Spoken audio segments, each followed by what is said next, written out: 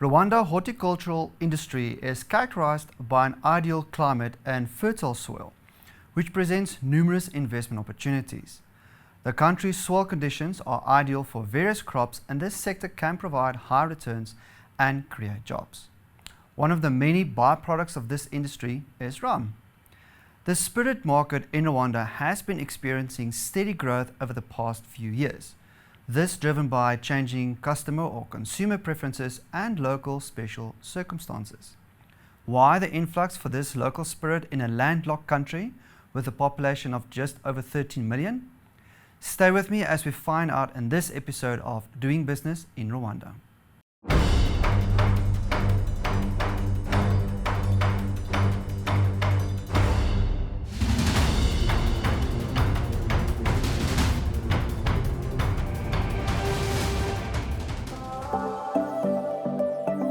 A key trend in the rum market is the growing popularity of locally produced spirits. The support from the local consumers led to the emergence of several local distilleries, coupled by the Rwanda government to position the horticultural industry to foster development and create employment. It opens the possibility to tap into a growing market. Singaporean-born Rohan Shah, founder of Imizi Forest Rum, Rwanda's first and only internationally awarded spirit, is one such entrepreneur who crossed international borders for this opportunity. Imizi rum was crafted to be a very authentically African product, rooted in a story of this place, but a story that could, I think, be told to many, many customers and many different types of audiences and still resonate. So we envision Imizi rum being a premium brand that people can order off of a bar in Nairobi, Kigali, but also London, also Shanghai, also Washington, D.C. And I think with our formulation and our brand story, I think we've landed on it. There is just some savvy logic here. Rwanda rum is growing at 4 to 6 kg a year. And to me, from my market research, it feels like the next spirit to go big. But at the same time, there's something deeply, deeply exciting about exploring the boundaries of what a spirit like rum can be in a place that doesn't have a history of making rum. If we were in the Caribbean, we would be dealing with 200, 300 years of history. In Rwanda, we have the opportunity to take what we like from the rule book, throw out the rest, and then issue a provocation and say, can rum instead taste like Imizi?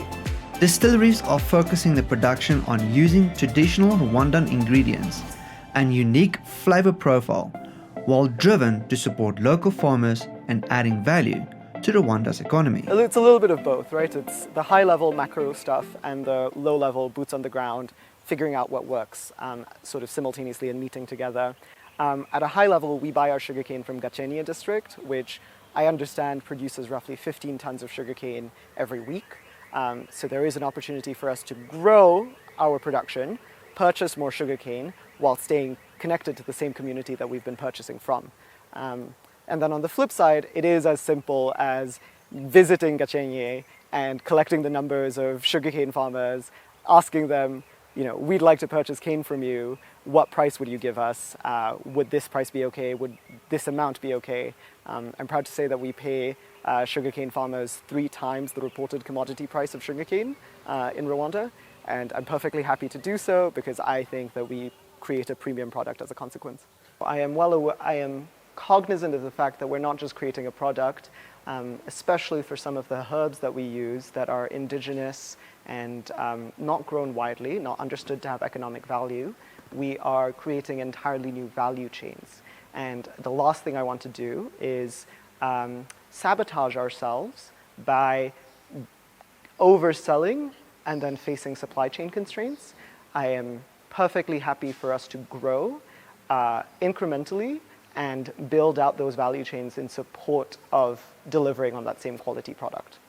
It's hard creating an entire value chain from scratch, and it will continue to be very challenging, but there is a huge opportunity in looking at what's available here, and we are certainly not affected by the international changes to grain price, right, as a consequence of the war in the Ukraine.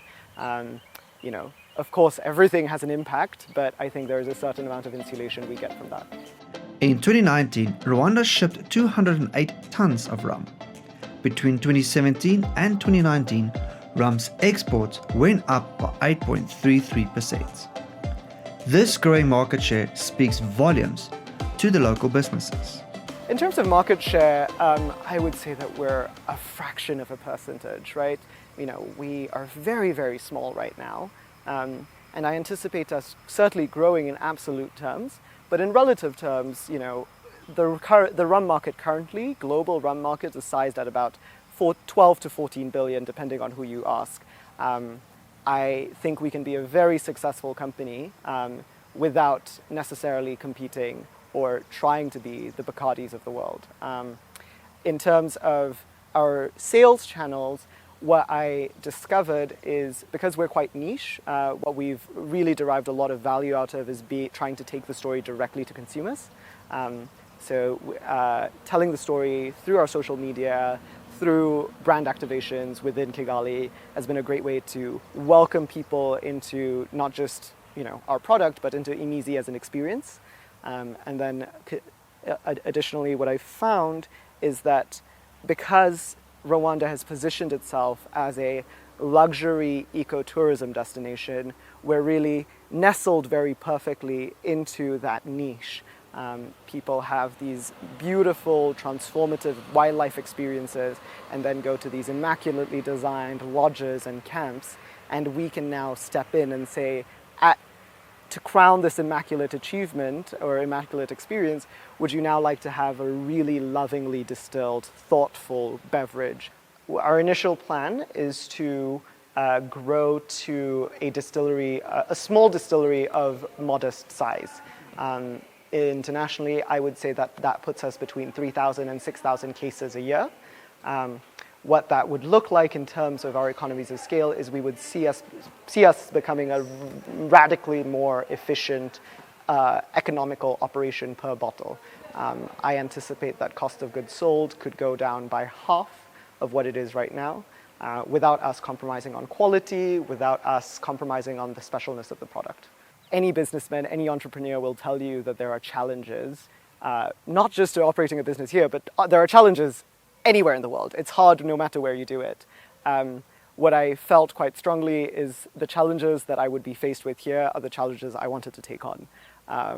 You know, the Rwanda consistently scores really, really high on the ease of doing businesses indices, and I think that is borne out in my experience.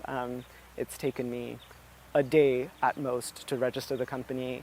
I have found collaborating with the regulatory agencies always a collaborative effort rather than a combative effort. It's also tremendously inspiring to be in a place where it feels like an entire nation is invested in the project of shared success.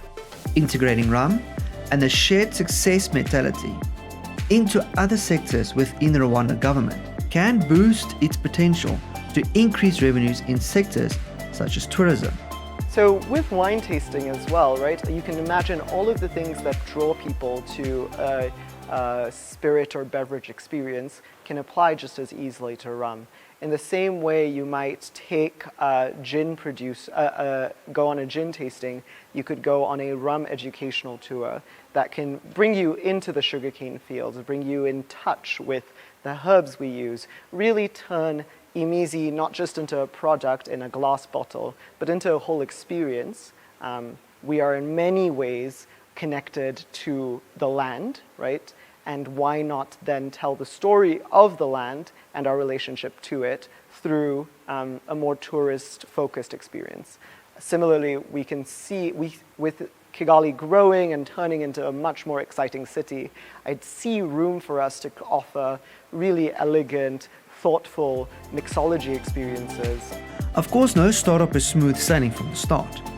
A journey no more applicable than to a technical business such as a distillery that requires precision and skill. Some of the challenges have been on the level of technicality and the craft of distillation. Because we are quite innovative as a spirit and as a product, I didn't have easy references for what to do. As a consequence, one anecdote I can talk about is the distillation of one particular herb in our recipe that my first couple of attempts at using came out smelling and tasting like pond water. It took multiple efforts at tweaking and introducing microscopic changes to how we dealt with the herb to yield something that was really telling the story we wanted to tell.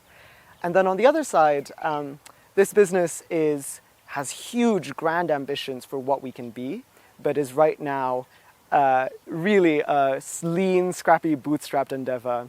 And so the sheer demands of rising to the occasion of what I think we can be in the future is, I think, tremendously demanding on a sort of personal level. It's been a thrilling journey so far, but it's also been deeply exhausting being founder, distiller, sugarcane crusher, all at once. Leveraging on the African Continental Free Trade Agreement, the largest trading bloc since the formation of the World Trade Organization, together with the East Africa Community, will assist to ease trade among African countries and bolster growth among SMEs. What impact can it have on a rum distiller and seller startup? So there is, the lowering of trade barriers is definitely a real opportunity for us. It would allow us to think more deeply about sourcing some of our inputs that are not agricultural consumables from within the continent. It would, I think, create more opportunities for manufacturing in general, and so inputs that are currently not made in this part of the world, we might start to see them being made here. And then, as I said, on the output side, being able to export, hopefully, to more and more African markets would, of course, I think, be tremendous for our brand and our product, but also potentially tremendous for the brand of Rwanda as a nation. The East Africa alcoholic beverages market is expected to grow at an 8.5% rate between 2024 and 2032. The total consumption indicates a moderate growth rate, and the Rwandan alcoholic beverages market is predicted to reach around $1.2 million by the end of 2023. Certainly a development in Rwanda's market to keep an eye on. Keep watching CNBC Africa for more Doing Business in Rwanda episodes as we explore this landlocked country in depth. Until next time, it's goodbye for now.